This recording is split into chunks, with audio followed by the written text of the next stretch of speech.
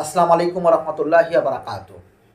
বাংলাদেশের বর্ষিয়ান রাজনীতিবিদ, ন্যায়নিষ্ঠার এবং তকর খেলোয়াড় এবং মুক্তিযোদ্ধা জনাব মেজর হাফিজউদ্দিন আহমেদ তিনি আজকে একটি সাক্ষাৎকারে বেশ কিছু গুরুত্বপূর্ণ কথা বলেছেন এবং তিনি বলার চেষ্টা বলেছেন যে এই যে অন্তর্বর্তীকালীন যে সরকার রয়েছে সেই সরকারের ক্যাবিনেটের যে সদস্য রয়েছেন সেই সদস্যদের মধ্যে আরও বেশ কিছু সদস্য থাকলে বিপ্লবী সরকারের সহযোগী হিসেবে যারা কাজ করেছেন তারা থাকলে সত্যি আরও ভালো হতো। তাদের আসলে এই সদস্যের মধ্যে নেওয়া দরকার ছিল।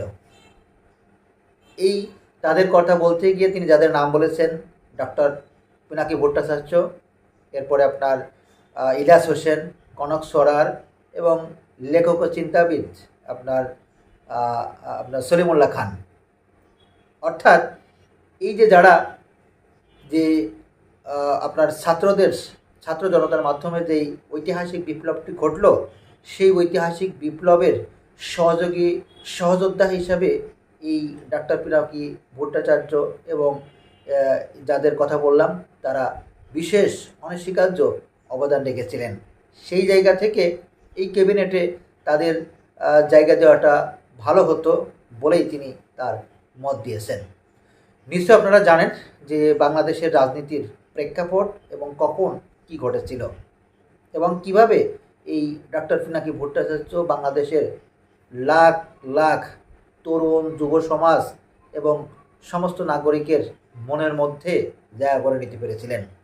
নিশ্চয় আপনাদের মনে থাকার কথা, বাংলাদেশের বিরোধী রাজনৈতিক দল কিভাবে তারা নির্যাতিত, নিগৃহীত এবং তাদেরকে কিভাবে গুম খুন এবং নানা ধরনের হত্যাকাণ্ডের মাধ্যমে কিভাবে তাদের উপরে নির্যাতন চালানো হতো। এবং সর্বশেষ যেই ডামি নির্বাচনটি হয়ে গেল সেই ডামি নির্বাচনের আগে অর্থাৎ 28শে অক্টোবর এই বাংলাদেশে কি ঘটেছিল নিশ্চয়ই বাংলাদেশের প্রত্যেকটি মানুষ সেটাও জানে। নিশ্চয়ই আপনারা দেখেছেন 28শে অক্টোবর একটি ঐতিহাসিক বিশাল একটি ঐতিহাসিক মহাসমাবেশ ডেকেছিলেন এই বাংলাদেশ জাতীয়তাবাদী দল বিএনপি এবং সেই সমাবেশের উপরে তুচ্ছ ঘটনাকে কেন্দ্র করে কিভাবে পাখির মতো গুলি করে এবং বোমাবর্ষণ করে এই আপনার সমাবেশটিকে কিভাবে পণ্ড করে দেওয়া হয়েছিল, কিভাবে ক্র্যাকডাউন করা হয়েছিল নিশ্চয়ই আপনারা দেখেছেন, বাংলাদেশের সমস্ত মানুষই কিন্তু দেখেছিল।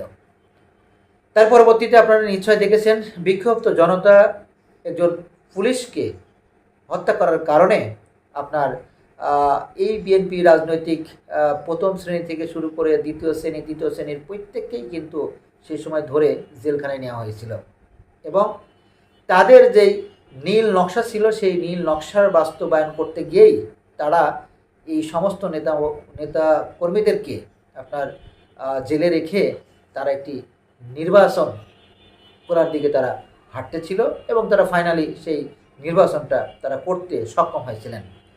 এরপর আপনারা নিশ্চয় দেখেছেন নির্বাচন পরবর্তী বাংলাদেশে বিরোধী রাজনৈতিক দল মতের আর তেমন কোনো কথা ছিল না। পুরোটা কেমন যেন একটা ঠান্ডা থমথমে একটা অবস্থা বিরাজ করতেছিল।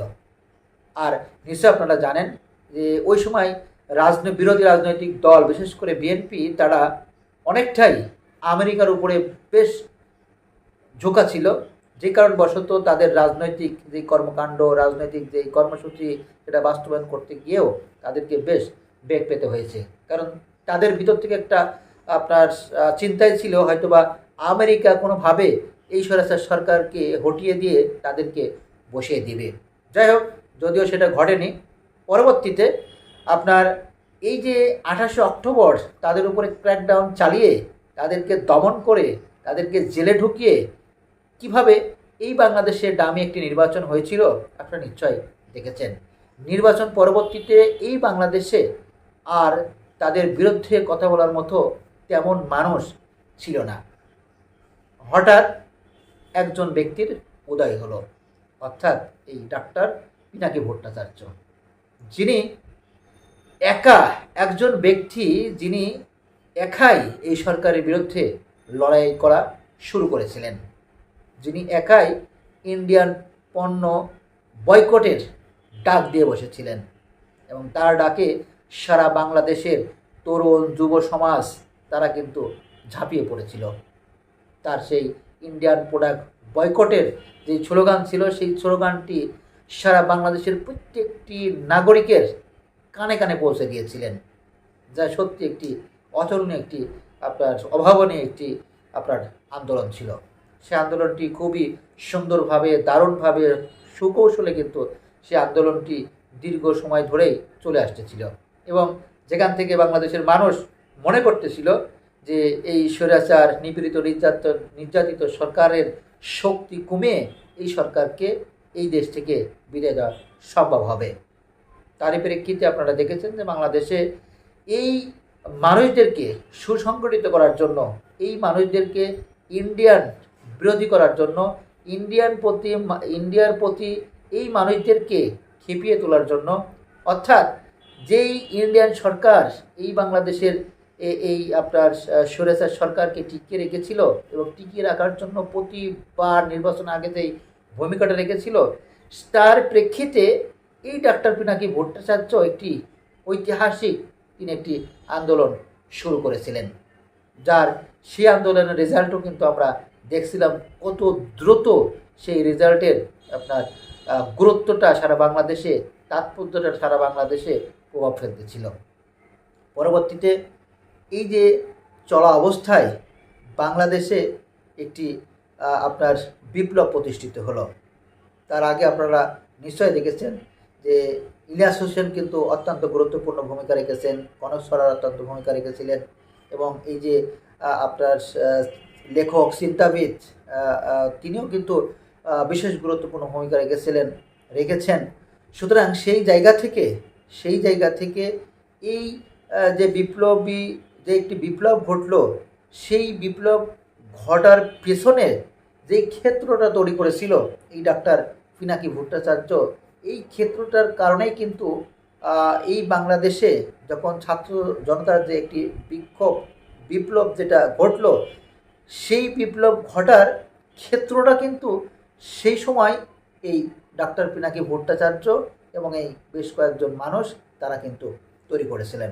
সেই জায়গা থেকে অবশ্যই ডাক্তার পিনাকি ভট্টাচার্য এই ক্যাবিনেটে সংযুক্ত হওয়ার কথা ছিল, কিন্তু দুর্ভাগ্যজনকবশত হলেও এই ডাক্তার পিনাকি ভট্টাচার্য এবং যাদের কথা বললাম তারা এই ক্যাবিনেটে জায়গা পায়নি।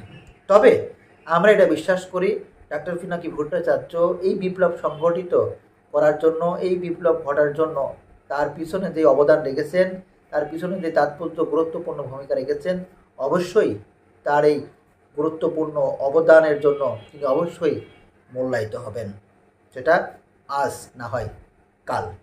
সবাই ভালো থাকবেন। আসসালামু আলাইকুম রহমতুল্লাহি ওয়া বারাকাতুহু।